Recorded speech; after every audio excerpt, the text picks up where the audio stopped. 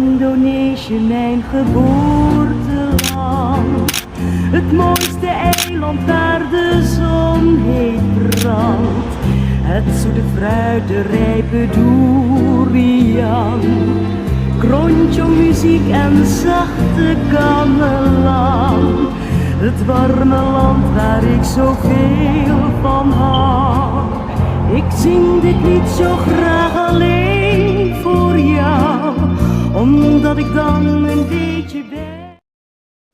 Halo guys, hari ini kami akan ke Museum Bank Indonesia yang terletak dekat Kota Tua ya. Ayo kita masuk ke museumnya. Nah, sekarang kita sudah di dalam museumnya nih. Belum masuk sih teman-teman.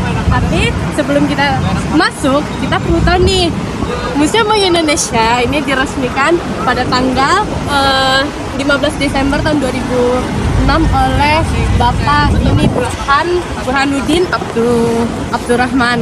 Nah, kemudian diadakannya upacara peresmian secara umum pada tahun 2009 pada tanggal 21 Juli itu oleh Pak Bambang Yudhoyono selaku presiden pada saat itu. Nah, sekarang kita akan mulai masuk ke dalam museumnya. Ayo.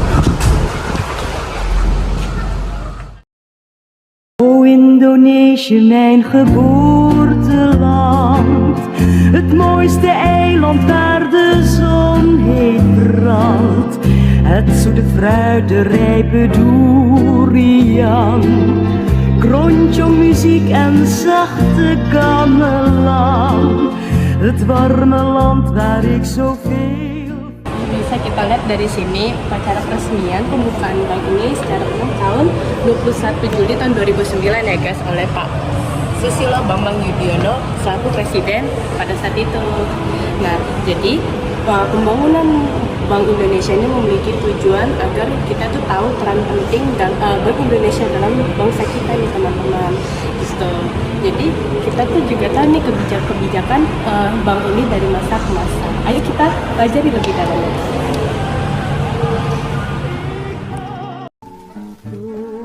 Oke, jadi sebelum kita menjelajah Bank Indonesia, saya akan memberitahukan dulu sejarahnya dari bangunan Bank Indonesia di sini.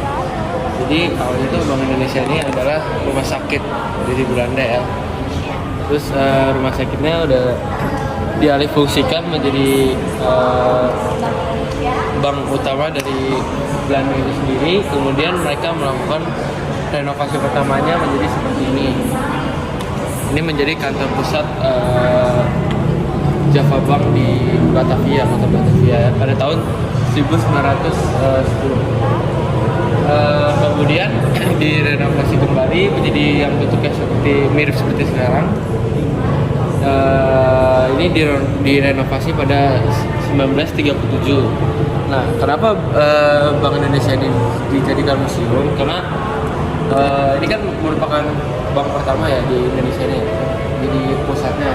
Nah, mereka ini pindah ke Tamrin sehingga nih lama-lama bangunannya kosong. Jadi karena ada orang dibuatlah jadi Museum Bank Indonesia. Seperti itu. Oke teman-teman, di sini bisa terlihat ada penjelajahan samudera ya. Jadi faktor utama penjelajahan samudera ini adalah jatuhnya Konstantinopel, di mana dulu Konstantinopel itu adalah kota perdagangan bangsa Eropa dan bangsa Asia untuk bertukar rempah-rempah gitu kan. Konstantinopel ini runtuh oleh Turki Utsmani dan Turki Utsmani menutup jalur darat agar bangsa Eropa tidak bisa bertukar dengan faktor agama. Jadi karena bangsa Eropa kesulitan mencari rempah-rempah, jadi mereka memutuskan untuk melakukan pelayaran yang sangat berisiko tinggi untuk mendapatkan rempah-rempah. Bisa dilanjut ke sini. Terdapat rempah-rempah ya guys. Kalian lihat di sini ada cengkeh dan kayu manis dan banyak lagi.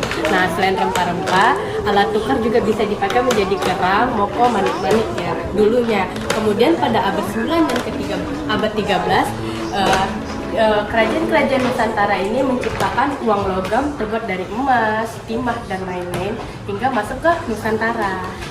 Ayo kita. Ini kapalnya, ini kapal. Oke guys, di sini bisa terlihat jelas ada penemuan baru oleh Marcel.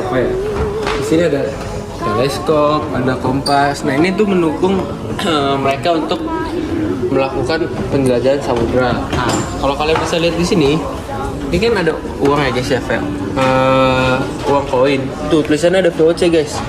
Nah ini tuh berkaitan dengan kebijakan-kebijakan yang dibuat oleh VOC. Jadi mereka bisa membuat atau menerbitkan uang sendiri. Mereka juga bisa memiliki angkatan perang. Mereka juga ya pajak-pajak gitu mereka semua yang ngatur. Bisa lihat.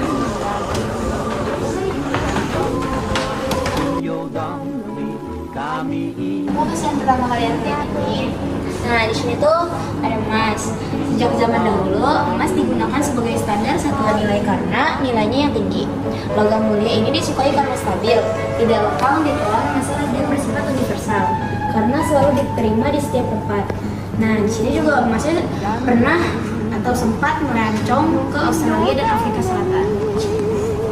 Dan sedikit menambahkan, emas ini kenapa dipilih karena mata uang yang diibaratkan di universal.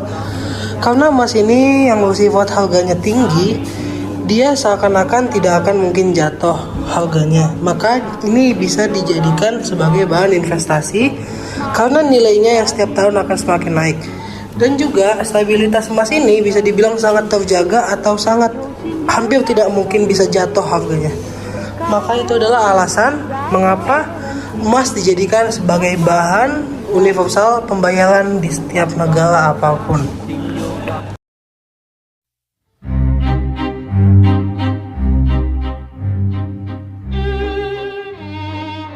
Sepintas bangunan Museum Bank Indonesia terlihat kuno. Namun, teknologi yang digunakan dalam museum ini sangat canggih untuk merespon kegemaran dan ketertarikan padat generasi milenial akan teknologi informasi. Dengan begitu, diharapkan para generasi milenial bisa lebih sering berkunjung ke museum ini.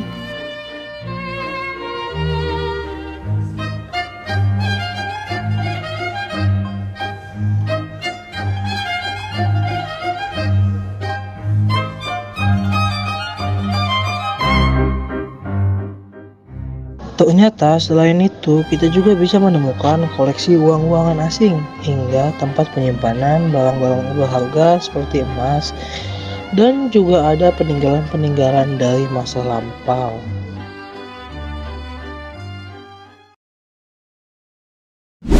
Hai guys, jadi ini adalah akhir dari penjajahan kita mengelilingi Museum Bank Indonesia. Jadi kita tentu banyak tahu tentang sejarah mulainya dari mata uang pertama hingga uang logam, manik-manik, kerang menjadi uang kertas yang kita gunakan sehari-hari kan. Nah, kalian juga dapat datang ke Museum Bank Indonesia agar kalian dapat mempelajari tentang uang